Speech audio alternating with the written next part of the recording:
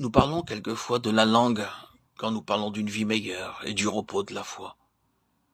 Mais pensez un instant à la liberté que beaucoup de chrétiens donnent à leur langue. Ils disent « j'ai le droit de penser ce que je veux ». Et quand ils parlent les uns des autres, de leurs voisins ou de leurs frères en Christ, combien souvent ils font des remarques blessantes. Dieu me garde de prononcer des paroles méchantes, qu'il ferme ma bouche si je ne puis parler avec affection. Mais ce que je dis est un fait.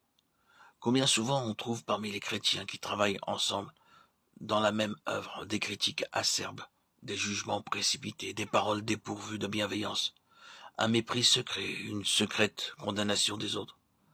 Comme l'amour d'une mère couvre ses enfants et se complaît en eux, comme elle a une tendre compassion pour leurs faiblesses ou leurs manquements. Ainsi devrait-il y avoir dans le cœur de chaque chrétien un amour maternel pour chacun de ses frères et sœurs en Christ. Avez-vous désiré cela? L'avez-vous recherché? Avez-vous jamais plaidé auprès de Dieu pour l'obtenir? Jésus-Christ a dit « Comme je vous ai aimé, aimez-vous les uns les autres ». Et il n'a pas mis cela parmi les autres commandements, mais il a dit « Ceci est un commandement nouveau, le commandement unique. Aimez-vous les uns les autres comme je vous ai aimé ». Et quelle est la raison pour laquelle le Saint-Esprit de Dieu ne peut pas venir avec puissance? Rappelez-vous la comparaison dont je me suis servi en parlant du vase.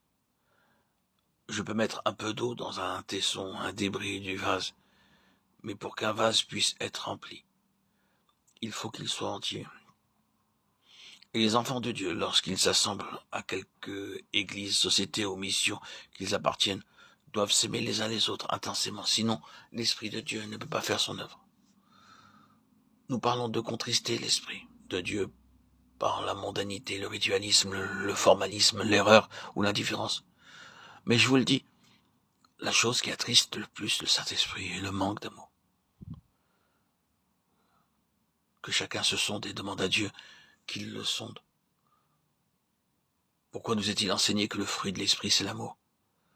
Parce que l'Esprit de Dieu est venu pour faire de notre vie, de tous les jours, une manifestation de sa puissance divine et une révélation de ce que Dieu peut faire pour ses enfants. Pensez à l'Église en général. Que de divisions. Pensez aux différentes formes de culte. Prenez la question de la sanctification, ou la question du sang qui purifie, ou la question du baptême du Saint-Esprit. Que de différences sont causées par ces questions parmi de chers enfants de Dieu. Qu'il puisse y avoir des différences d'opinion ne me trouble pas.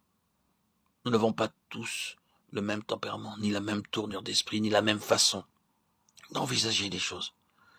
Mais combien souvent la haine, l'amertume, le mépris, les séparations, l'animosité sont causées par les plus saintes vérités de la parole de Dieu. Il en était de même à l'époque de la Réforme entre luthériens et calvinistes. Quelle amertume il y avait alors au sujet de la question de la Sainte Seine, alors que la Sainte Seine nous a été donnée pour être un lien entre les croyants. Et ainsi, au cours des siècles, les vérités divines les plus précieuses sont devenues des montagnes qui nous ont séparés. Si nous désirons aujourd'hui prier avec puissance, si nous voulons réellement que Dieu nous envoie le Saint-Esprit comme un flot, il faut qu'aujourd'hui nous traitions alliance avec lui, que nous lui promettions de nous aimer les uns les autres d'un amour surnaturel. Êtes-vous prêt à le faire? L'amour véritable est seul assez grand pour englober tous les enfants de Dieu, les moins aimables et les moins aimants, les indignes, les insupportables, ceux qui sont éprouvants.